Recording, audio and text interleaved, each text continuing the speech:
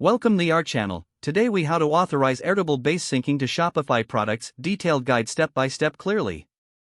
Begin by opening your Airtable account. Locate the base you want to sync with Shopify. Access the settings of your selected base. Find the option for syncing or integrations. Click on Connect to Shopify or a similar option. You may need to log into your Shopify account.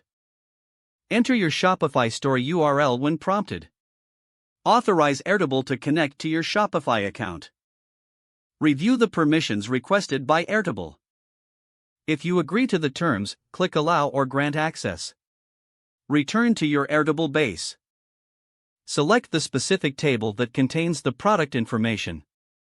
Map the fields from Airtable to the corresponding fields in Shopify. Double-check to ensure all data points are correctly matched. Initiate the sync process by clicking on Start Sync. Monitor the sync status for any errors or notifications. Review the synced data in your Shopify account. Perform a test to ensure product listings appear as expected.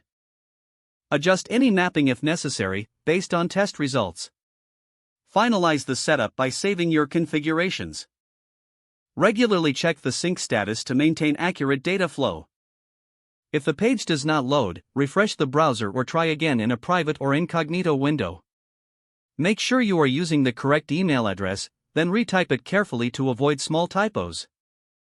If your password is not accepted, use the reset option and create a new strong password you can remember. Check your spam folder for verification or security emails, then complete any requested confirmation steps. Enable two-factor authentication if available to improve account security and reduce unauthorized access risk. After signing in, review your profile details so your contact information and settings are accurate and current.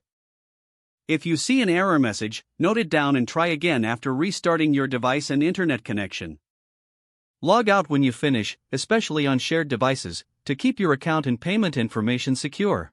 If the page does not load, refresh the browser or try again in a private or incognito window. Make sure you are using the correct email address, then retype it carefully to avoid small typos. Don't forget to like this video and subscribe to our channel for more step-by-step tech guides.